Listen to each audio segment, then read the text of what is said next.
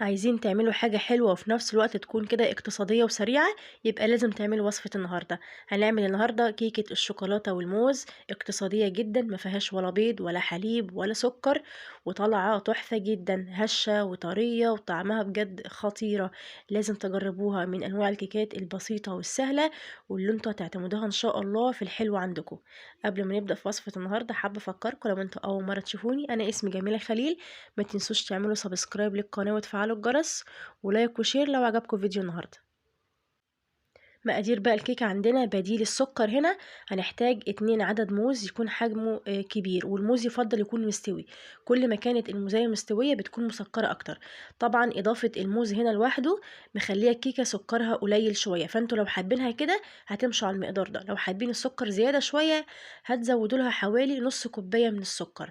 بنهرس بقى الموز بتاعنا بالشوكة او بالهراسة كويس جدا لحد لما تنعم معانا خالص بالطريقة دي. طبعا لو فيها شوية قطع موز مفيش مشكلة، مش هيخسر. هضيف بقى المنكهات بتاعتنا. انا استخدمت الفانيليا، هنحتاج نص معلقة صغيرة. ممكن تحطوا قهوة سريعة الذوبان لو بتحبوا طعم القهوة، او رشة من القرفة. هضيف لها ربع كوباية من الزيت النباتي، وممكن تحطوا زبدة لو حابين. عندي كمان معلقة كبيرة من الخل، وهنا ده بيكون بديل البيض، بيخلي الكيكة بتاعتي هشة جدا. نقلب المكونات دي كلها مع بعض ونتأكد ان هي امتزجت كويس. نيجي بقى للمكونات الجافة. عندي هنا كوبايتين من الدقيق المنخول وعليها رشة من الملح. انا بنخلها مرة تانية كمان عشان الكيكة بتاعتي تطلع كده هشة وطرية جدا. احتجت عندي كاكاو خام غير محلى، ده تقريبا 3 معالق كبيرة. الكاكاو كل ما كان نوعيته كويسة هيدينا طعم احلى. هنحتاج باكت من البيكنج باودر، يعني معلقة كبيرة.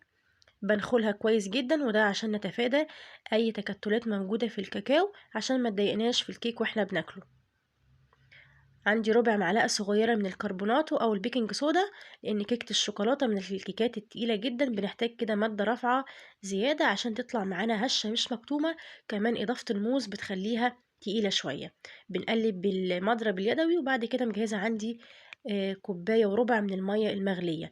بضيفها تدريجي لحد لما بنوصل لقوام الكيك اللي احنا عاوزينه، وبنقلب كده بالراحة مع إضافة المية تدريجيا، ولحد لما الكيك يبدأ ينعم كده معايا والدقيق يختفي تماما. هتلاقوها في الأول كده مكلكعة وشكلها مش أحسن حاجة، بس مع التقليب كده هنوصل للقوام اللي انتوا شايفينه ده، وكده بيكون قوام الكيك جاهز عندي. أنا برضو بسباتيولا بحب كده أديها تقليبة عشان نتأكد إن مفيش أي دقيق مترسب في قاع البولة تحت. تعالوا بقى نجهز الصينية بتاعتنا. الصينية اللي أنا استخدمتها مقاس 20. لو انتوا حابين الكيك عالي شوية هتستخدموا صينية مقاس 16 أو 18. دهناها كويس جدا بالسمنة أو بزبدة، أو كمان ممكن زيت. ننزل بخليط الكيك اللي احنا حضرناه مع بعض كله، وفي المرحلة دي كده الكيك بقى جاهز عندي للتسوية لحد هنا. بس في إضافة تانية ممكن نحطها. طبعا عشان نتجنب ان الكيك يعلى من النص او يعلى من جنب وجنب، فبنعمل الخطوة اللي انتوا شايفينها دي. بجيب عود خشبي وابدأ اعمل فيها كده دواير عشان نتجنب اي فقاعات في الكيك ويبقى كله سطح واحد. الاضافة بقى اللي انا بقولكوا عليها ان انا احط لها كده شوية من الشوكليت شيبس، حوالي 3 معالق كبيرة. دي كانت موجودة عندي فحطيتها. لو مش حابين مفيش مشكلة، ممكن تحطوا مكسرات، ممكن من غير اي حاجة خالص.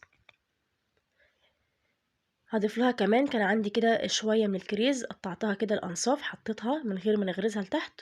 وكارما بنتي حبت تساعدني فاديت لها كده برضو الكريز وبدأت تحطه معايا. كل الحاجات دي اختيارية زي ما انتوا حابين، بس هي بتدي للكيك طعم حلو جدا. هنا بقى هندخلها الفرن يكون ساخن مسبقا على درجة حرارة 180. الرف الأوسط بتقعد معانا من 25 ل 30 دقيقة. هي قعدت معايا بالظبط 30 دقيقة. ما بنطلعش على طول من الفرن، بنسيبها كده 5 دقايق عشان ما تهبطش، وبعد كده بنطلعها على برد ونسيبها تبرد تماما. مش هنقطعها خالص وهي سخنة عشان ما تتهريش مننا. على الأقل يعدي عليها نص ساعة أو ساعة. بعد كده نبدأ بقى نقطعها.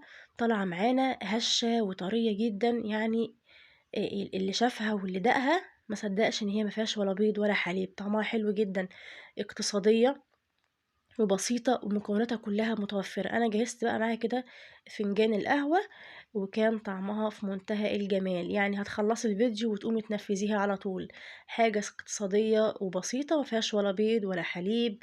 ولا كمان سكر، بس انتوا لو حابين هأكد عليكم تاني، لو حابين سكرها يكون عالي شوية زودوا لها نص كوباية من السكر، لأن إضافة الموز لوحده مخلية الكيكة سكرها قليل شوية. كيكة في منتهى الجمال، سهلة وسريعة، ميكس الشوكولاتة مع الموز طالعة حكاية. أتمنى فيديو النهاردة يكون نال إعجابكم. لو عجبكم الفيديو ما تنسونيش باللايك والشير.